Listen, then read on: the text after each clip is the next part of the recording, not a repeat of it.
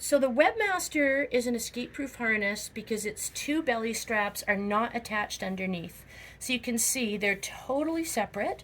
It's loose here just to show you how it works. Normally you would have this fitted snugly. But here's the first belly strap. It goes at the deepest part of the rib cage. She could slip out of this. Stand, Yui. And the second belly strap I can slide back anywhere I want. And where And I want it. how tight would it be?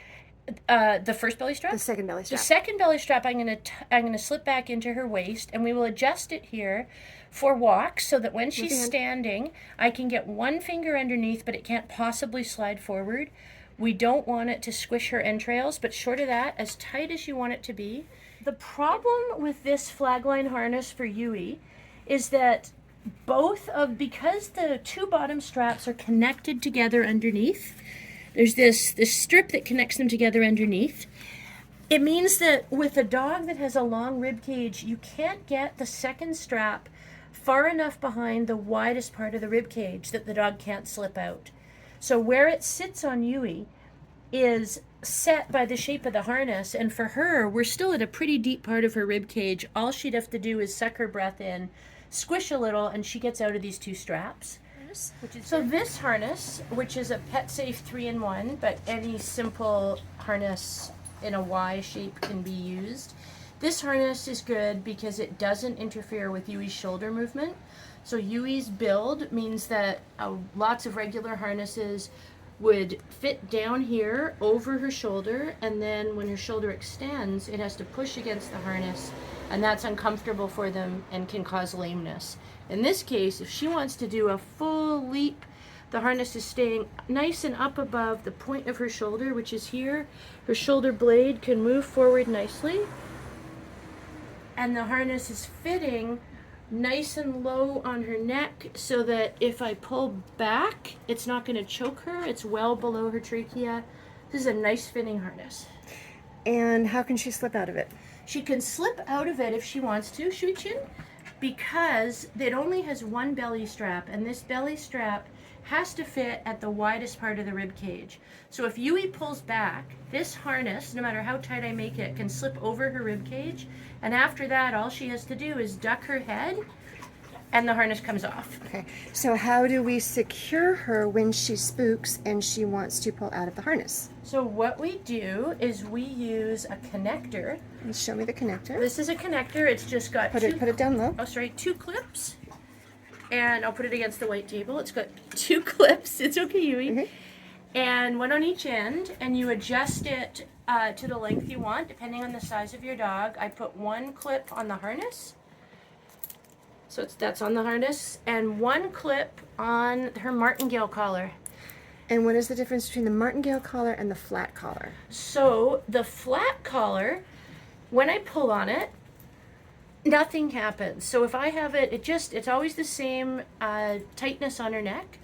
So if I have it on her neck, not making her uncomfortable, it can slip over her head. And the martingale? The martingale, if I have it on her neck loose and comfortable, it has this little slide part, and so when I tighten it, it becomes too tight to fit over her head. So at this point, it's not choking her, but you wouldn't want to have it this tight all the time. However, there's no way it's going over her skull. And how tight should a well-fitted martingale be when you are walking down the street? Without it being tugged? When you're walking down the street with a well-fitted martingale, it should be as loose as it can be without choking the dog when you pull it tight. So you want half a finger. This is actually a little loose on her, I think. Half a finger under it when you pull it tight, and however loose it is when you don't pull it tight. And how tight should a well-fitted flat collar be? Well-fitted flat collar, from my perspective, should have two full fingers go under it. This one is also a little loose because Yui has no neck. So it slides, so that it's comfortable, and it can slip off if they get tangled in something, but you're never going to attach the leash to this flat collar. The job of this flat collar is to fly is to break apart if she gets it attached to anything, so she can break free, to hold her tractive, and to hold her name tag with my phone number. Perfect. So I never attach a leash because I don't ever want this to slide over her head. I want it to stay there, and the martingale keeps her from escaping without putting any risk of us losing this collar. So, and that is why you're using 2 different collars, is because...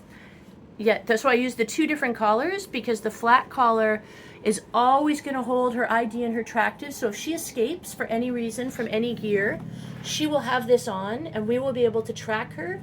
And if someone finds her, they will, and she trusts them and lets them handle her, which she won't, but they will have her name tag and my information on it.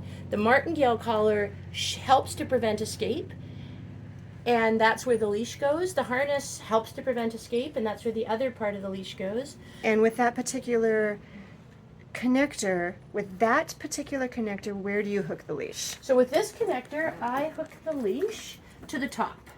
And alternatively, you could hook the leash to the harness. Absolutely, I could. And what is the difference between in the pulling on the dog, hooking it to the top versus the harness? So if I hook it to the harness, when the dog pulls, she's only going to hit the harness, which is much less scary. And the only time it's going to put pressure on the martingale is if she slips out of the harness. So that means that we're protecting her neck, and we're not giving her that feeling of a noose, which makes a lot of dogs want to flee.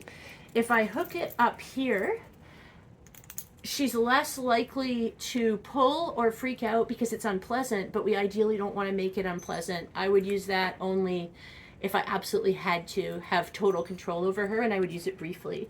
You can also, with some connectors, adjust it so that the pressure goes here first, that the one connecting to the harness is tighter and the martingale is secondary, and you can choose to put pressure on it. Yeah.